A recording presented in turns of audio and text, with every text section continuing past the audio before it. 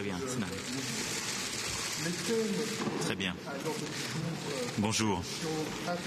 Je voudrais, avant toute chose, avoir un mot de soutien pour les deux journalistes, le journaliste et le photographe du journal Le Monde, qui ont été blessés il y a quelques heures dans le Haut-Karabakh, sur le théâtre du conflit qui s'est déclenché depuis dimanche. Je veux dire ici tout notre soutien à l'ensemble des journalistes du journal Le Monde et aux familles. Les journalistes sont blessés. Depuis que nous le savons, le centre de crise du Quai d'Orsay est mobilisé, ainsi que l'ensemble de nos capacités pour pouvoir le plus rapidement possible organiser donc le rapatriement. Un avion sanitaire est prêt à partir au moment où je vous parle. Nous sommes en train de tout faire pour stabiliser les blessés sur place avant de permettre leur évacuation. Nous resterons évidemment mobilisés sur ce sujet avec les journalistes, nos équipes sur place, les équipes à Paris, le journal Le Monde et les familles. Ceci me renvoie évidemment à la situation dans le Haut-Karabakh. Nous l'avons déjà dit, j'ai eu l'occasion de parler au Premier ministre Pachinian et au président Aliyev. Nous avons appelé à un cessez-le-feu. La situation est grave dans ce pays, dans la région du Haut-Karabakh, et nous restons pleinement mobilisés. J'ai pu hier soir échanger avec le président Poutine sur ce sujet. Et il y a quelques minutes, nous avons donc publié un communiqué conjoint, le président Trump, le président Poutine et moi-même, en tant que 3 coprésidents du groupe de Minsk en charge du suivi donc, de la situation dans le Nagorno-Karabakh. Nous avons demandé un cessez-le-feu sans condition, en rappelant aussi à la raison toutes celles et ceux qui parfois poussent telle ou telle partie à aller au-delà du raisonnable. Nous sommes aujourd'hui extrêmement préoccupés. J'ai une pensée pour évidemment les civils comme les militaires qui sont tombés et leurs familles. Et nous allons tout mettre en place pour arriver à une fin rapide des conflits d'une part et reprendre le chemin d'un règlement pacifique de ce différend. Je vais être très clair, dimanche, les frappes qui sont parties d'Azerbaïdjan, à nos connaissances, n'avaient pas de justification. Et c'est ce que j'ai demandé au président Aliyev. Et je veux aussi être très clair, nous disposons d'informations aujourd'hui, de manière certaine, qui indiquent que des combattants syriens ont quitté le théâtre d'opération, des combattants de groupes djihadistes, en transitant par Gaziantep pour rejoindre ce théâtre d'opération du Haut-Karabakh. C'est un fait très grave, nouveau, qui change aussi la donne. Et nous allons dans les prochaines heures, nous allons d'abord en parler ici au Conseil européen. Nous sommes convenus avec le président Trump et le président Poutine de pouvoir échanger toutes les informations que nous avons sur cette situation et pouvoir en tirer toutes les conséquences. En tout cas, nous sommes mobilisés en tant que groupe de Minsk. Nous agirons pour un retour à la normale, un cessez-le-feu sans condition et un règlement de ce différend par la négociation et le droit.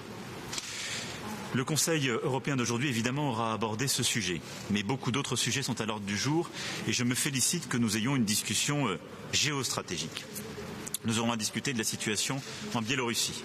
J'étais les jours précédents, vous le savez, dans les États baltes. J'ai pu rencontrer une opposante aujourd'hui au président Loukachenko. Nous réitérerons la non-reconnaissance du résultat des élections en Biélorussie.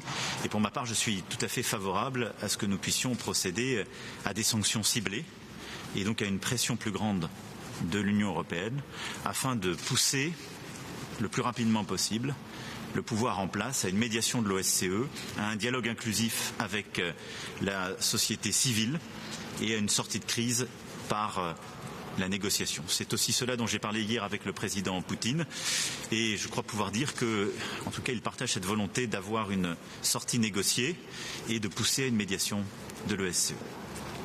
Plus largement, nous évoquerons le sujet d'une politique de voisinage avec la Russie. C'est un sujet important pour nous, Européens.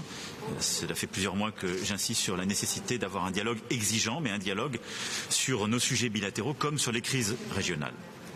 Nous évoquerons également, entre autres, la situation en Méditerranée orientale et la relation avec la Turquie. Là aussi, Il nous faut un dialogue exigeant, la solidarité à l'égard de la Grèce et de Chypre, et je veux être ici très clair, cette solidarité est non négociable. Quand un État membre de l'Union européenne est attaqué, menacé, lorsque ses autorités territoriales ne sont pas respectées, il est du devoir des Européens de se montrer solidaires. Et nous réitérons notre soutien à la Grèce et à Chypre, mais il nous faut trouver aussi les voies du réengagement d'un dialogue exigeant avec la Turquie. Pour moi, ces deux cas sont emblématiques de ce qu'est une politique de voisinage repensée, exigeante, mais aussi réaliste que l'Union européenne doit avoir avec elle-même, qui ne transige jamais sur les questions de souveraineté, qui ne transige jamais sur les questions de valeurs et de droits, mais qui cherche avec pragmatisme et détermination à engager un dialogue constructif. Nous évoquerons aussi la relation entre l'Union européenne et la Chine. C'est un sujet extrêmement important sur le plan commercial, sur le plan climatique, sur le plan aussi de nos valeurs. Et je crois qu'il y a un large consensus pour aussi avoir une vision et un dialogue plus intégré avec la Chine. Nous aurons l'occasion de faire un point d'information sur le Brexit et de revenir sur cette question extrêmement importante de l'autonomie stratégique. Je soutiens très profondément les conclusions de ce Conseil, telles qu'elles sont proposées par le président Charles Michel. C'est un pas en avant très important.